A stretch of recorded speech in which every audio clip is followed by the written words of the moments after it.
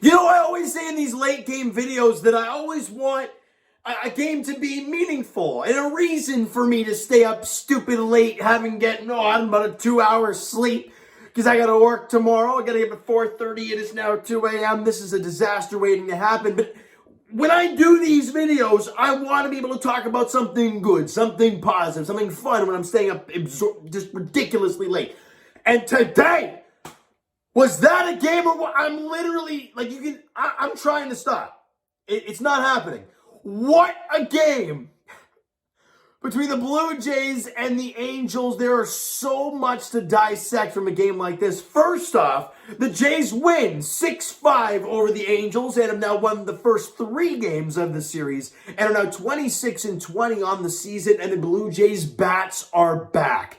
And I will officially say that because we have now seen this over a 4-game stretch, and they got multiple hits with guys in scoring position today. I think they had like 6 hits with guys in scoring position today. That's completely gone and out the window now. And it's so, well, okay, not completely, but they're definitely finding their stride now. And it all starts in the top of the first inning. Bo Bichette gets a double, and we're like, okay, 1 out double. All right, then Vladdy hits a 114-mile-an-hour missile down the left field line. Obviously stays fair by quite a large margin. It bounces out of play, and it's an RBI double for Vladdy, and the Jays are in front 1-0. Great stuff. We go to the bottom of the 5th inning, and they start to get to Kikuchi a little bit. Danny Duffy hits an RBI double, and he had a day, didn't he? He hits an RBI double. Rengifo comes in to score, and a couple batters later, Jared Walsh hits an RBI ground out. In comes Mike Trout. That was a little chopper to Vladdy that he didn't throw home, and I don't blame him for it. You want to make sure you get that out, and it's Mike Trout running as well. He had a really good jump as well. And you're down 2-1 now in the bottom of the 5th inning. Not looking great, right? Lorenzen really settling down. By the way, before we go any further, prayers up for Kurt Suzuki. Hopefully he's okay. Hopefully everything's all right with him.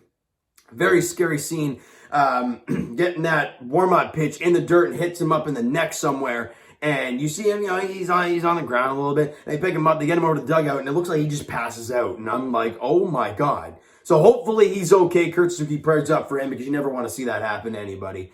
But then the top half of the 7th inning, crazy change of events right there. The Jays get Jansen on base, right? Kevin Biggio comes up. Jansen's at second base. I believe there's 2 out as well. We're not thinking much of it because Kevin hasn't really done a whole lot. He had a rip single yesterday and then a rip ball right at the first baseman yesterday. Pieced up some balls really well yesterday. And then he rips a ball to the right field, and it's an RBI double. It bounces out of play, and the Jays, they've tied the game now. It's a 2-2 game. But they weren't done. Alejandro Kirk with an incredible at-bat, and he pieces one up into center field for a base hit. Biggio comes in to score, and the Blue Jays have taken the lead.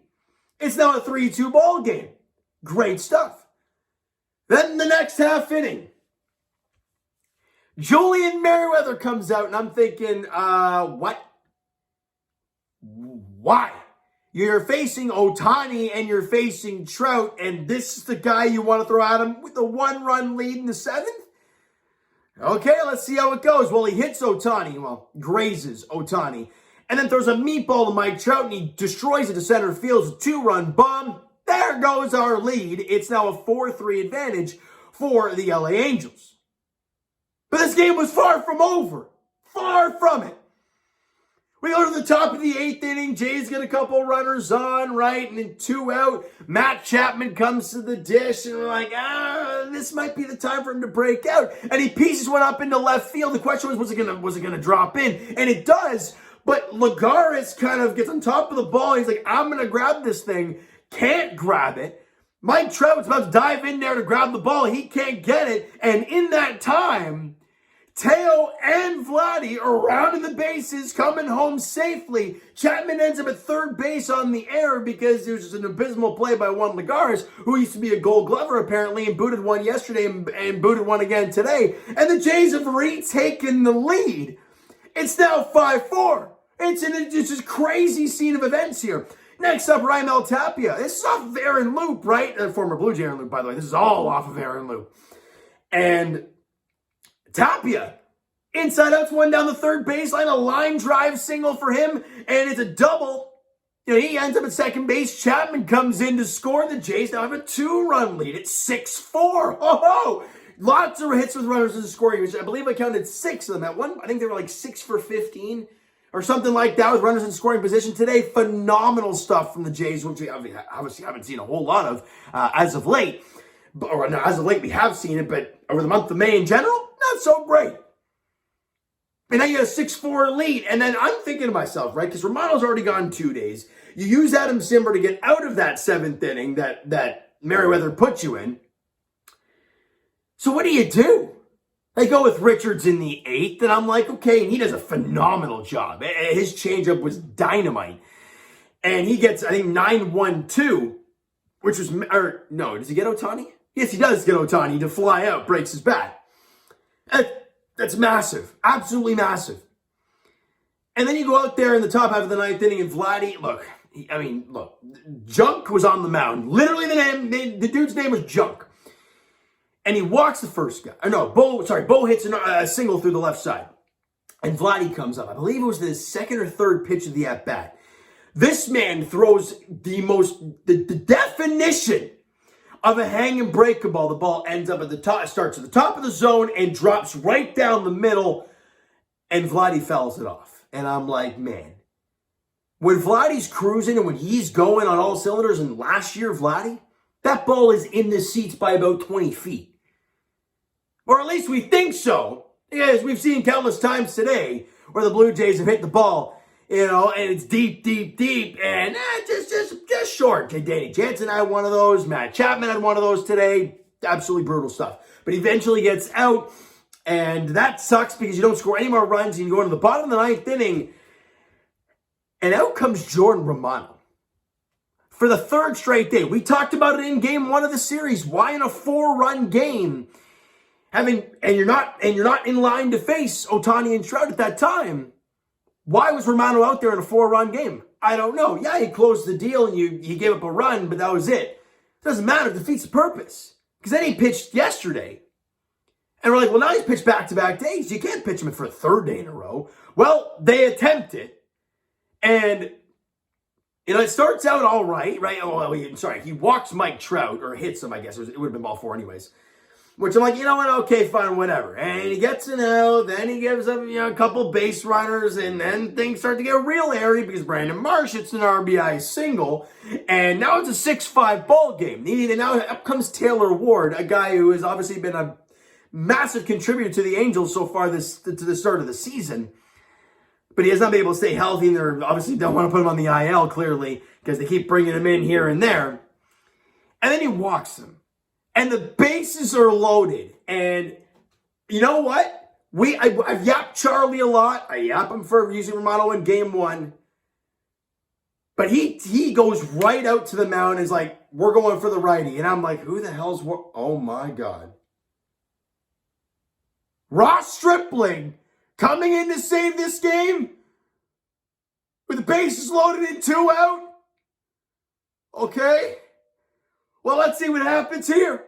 And he throws a first pitch hook to Velasquez, and he swings over top of it. Then a changeup swings over top of it. He's up 0-2, and I'm like, oh, my God, don't you dare throw him a fastball. He throws him another changeup, gets him to tap it back to Ross Stripling. But Ross like, I'm not even going to attempt this toss. I'm going to just go up and tag Velasquez to end the ball game.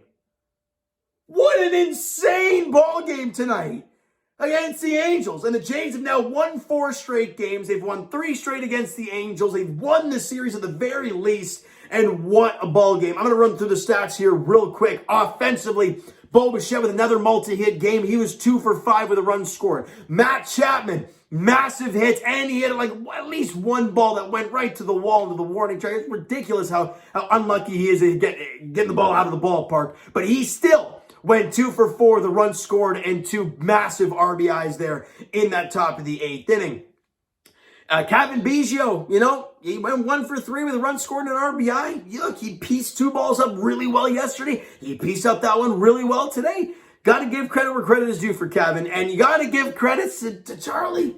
Look, he brings in Kirk to pinch hit. He goes 1 for 1 with an RBI. He brings in Tapia to pinch hit. He goes 1 for 1 with an RBI. You know, he does a fantastic job. Vladdy only goes 1 for 4, but obviously an RBI double, he'll take it. Run scored an RBI, and he did walk once as well, so he got on base twice out of the 5 times he came to the dish, so not too bad there. Teoscar Hernandez went 1 for 4. He had that single in the first inning that was a string of 3 hits in a row, but the Jays only got the 1 run out of it.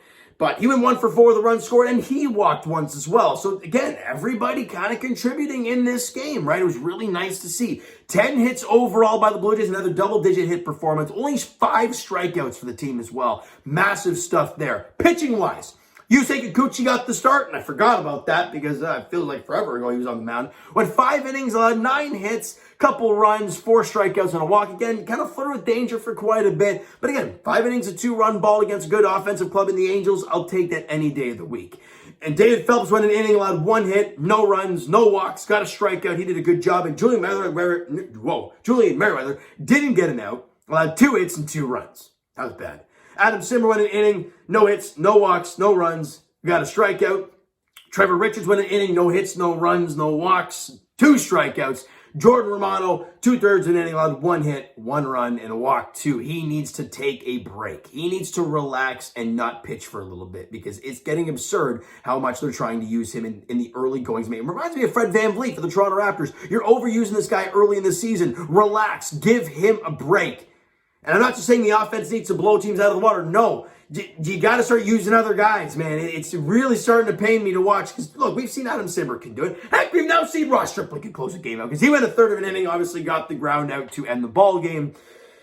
And the Jays are now 26-20 on the season. I mean, good stuff. Just keep the ball rolling 1 step at a time, 1 game at a time. And the next game for the Toronto Blue Jays is tomorrow afternoon. It's a 4:07 first pitch there at Angel Stadium. The finale there. Finally, the late games are over.